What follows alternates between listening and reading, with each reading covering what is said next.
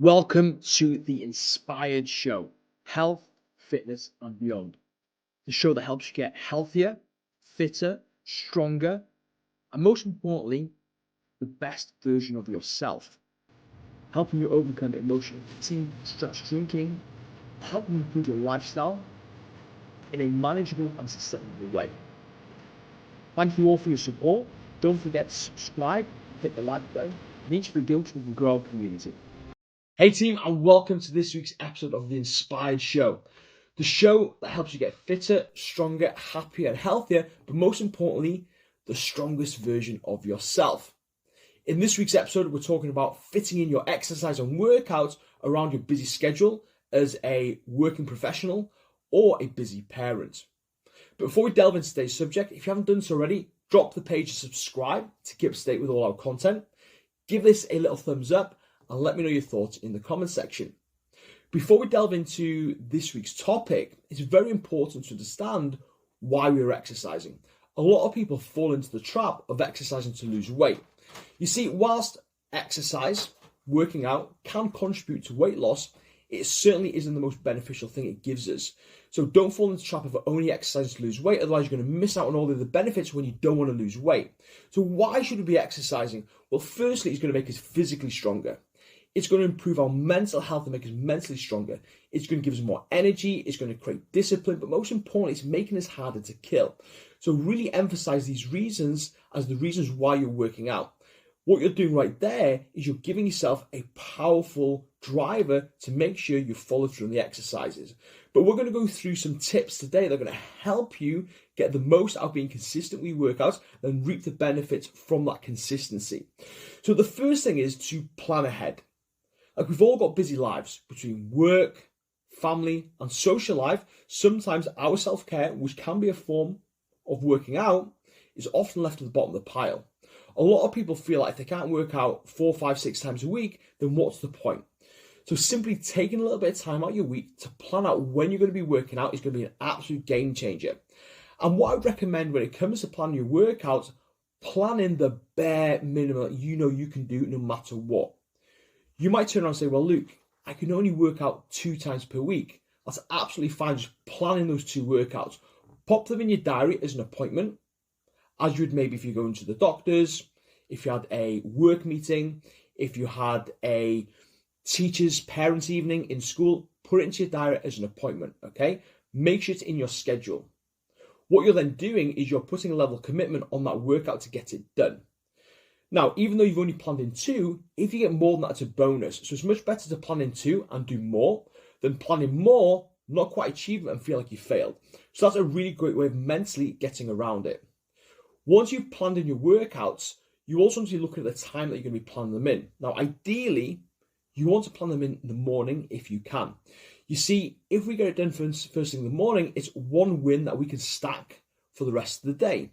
But it also allows you to get out of any potential things that could go wrong, because days can go differently. Life can throw curveballs at us. We can have to be stuck at work. The kids could get ill. We could get tired. We could get demotivated. But if it's done in the mornings, out of the way. So when you are planning, try and plan in the morning. If your schedule doesn't allow, then again, plan it elsewhere. But again, just think about it when you're planning, okay?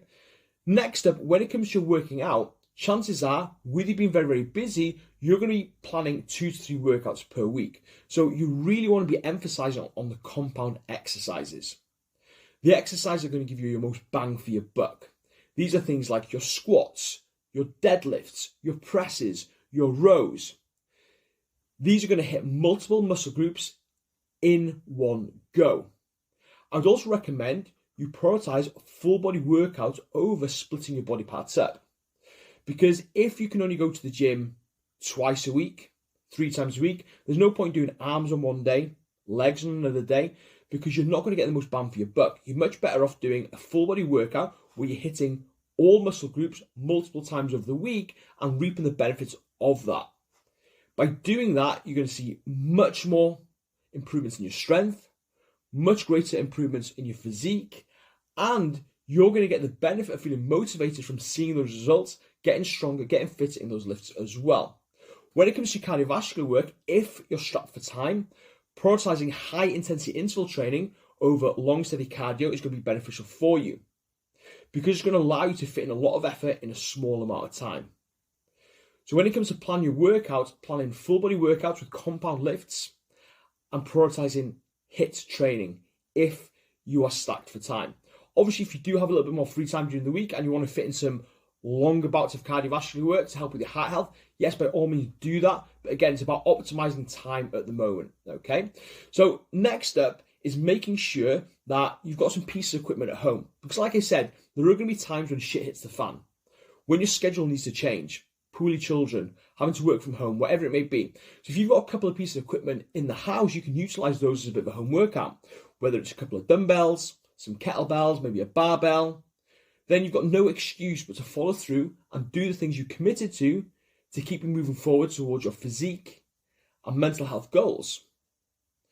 Another really good tip to think about when it comes to your working out is we're looking for progress over perfection, okay? So we're not looking at the perfect workout. We're not looking at getting 5 sessions in a week. We're looking at making progress, and we're looking at getting consistency with those. And when we get that consistency, that's what's going to be key to success.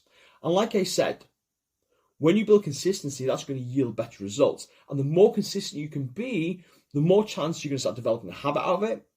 And we're a byproduct of our daily habits and rituals. So if you can create a habit out of this, it's going to serve you massively, physically, mentally. It's going to improve your discipline, and that's going to lead into other areas of your life as well, where you're going to be showing up better for yourself, showing up better for your work colleagues, your employees, your partner, your children. So implement these tips, give them a go, and let me know how you get on with them.